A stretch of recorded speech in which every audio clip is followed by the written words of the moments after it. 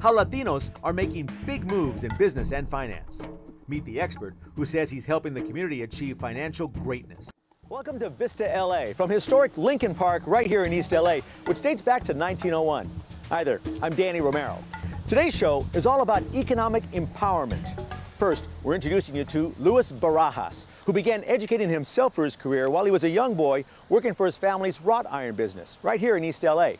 And now, years later, he's a well-established financial expert, teaching Latinos how to achieve what he calls financial self-esteem. Your highest purpose is investing back into yourself. The firm Luis Barajas Wealth and Business Planning in Santa Fe Springs specializes in helping the Latino community with their finances. We give them an environment which allows them to be vulnerable and share their dreams. And sometimes their dreams are not living in multi-million-dollar homes or driving Bentleys. You know, their dreams are having health insurance and sending their kids to school and buying a home. Or clients come to me and they want to put money away and they're in heavy debt. You know, but they're making $8 an hour, $9 an hour, 11 immigrants making, $10 an hour. So we sit down with them and we sometimes take that money, instead of investing into an IRA, we invested in helping them get, job skills that they can take themselves from earning $10 an hour to $20 an hour. That'll change their lives more. That'll leverage. And then at that point, they start listening to me about an IRA and putting money away. We're talking about people in their 40s and 50s, men and women, Latinos, immigrants, working 2 or 3 jobs just to survive. And when you work part-time, minimum wage jobs, there is no health insurance. Big national crisis. No retirement plans. Huge national crisis. Luis Barajas can relate to his clients' financial sacrifices and struggles. Born in East Los Angeles to Mexican immigrant parents, the eldest of 3 siblings, Luis began working at 13 years old by helping his dad run the family business. My mom and dad raised me in Boyle Heights. My dad wanted more for his family. My dad was a really hard-working man. He's 70 years old, he's still alive. I was the one helping my dad do his tax return, read contracts, be his translator. He started doing these big fences for people who were very wealthy. And I would see people drive in with a Mercedes or a BMW, lived in nice homes, and I would ask my dad, "Dad, what do they do?" And he goes, "I guess they go to college." Luis earned his bachelor's degree from the University of California, Los Angeles, and an MBA from Claremont Graduate School. I got involved in financial planning, doing consulting and building a financial planning practice. His career in the financial industry was going well until 1991, when Luis was hit by the sudden loss of his grandmother and his uncle.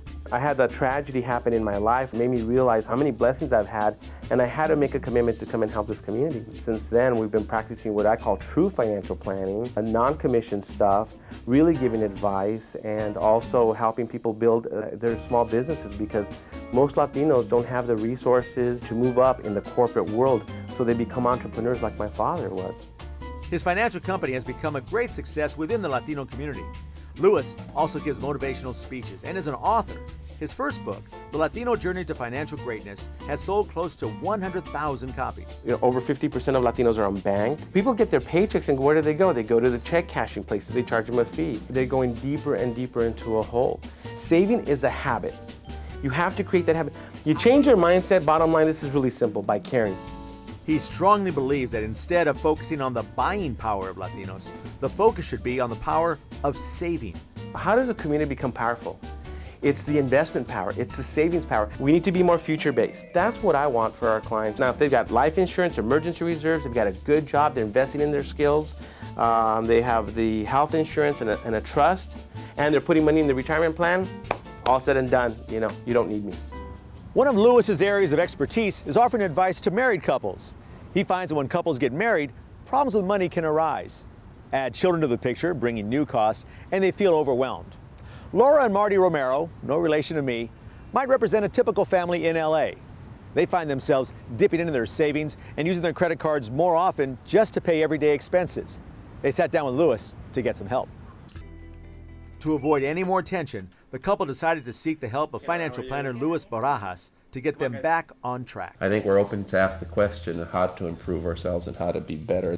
For what we bring into our expenses, we have around $2,000 a month to spend. And then 2 weeks later, we're down to $274. Out of $2,000, there's only $274 left. We need some help in kind of figuring it out. Tell me about what happened on Mother's Day. I got a Dodger jacket that I really wanted. I felt guilty because I felt like, well, we only had $274. I really don't need the Dodger jacket. Right.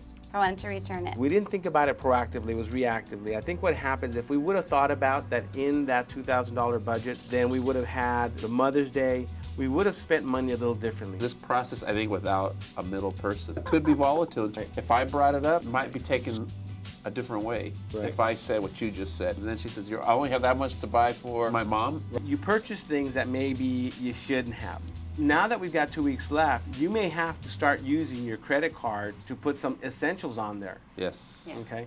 Your love for each other is not predicated on how much you spend on each other. Really focus for the rest of the month is not to spend things on just once. We're going to focus on the needs. I want our relationship to be very healthy, and I think that is part of our relationship, our relationship in growing with each other, is having that type of perspective on money.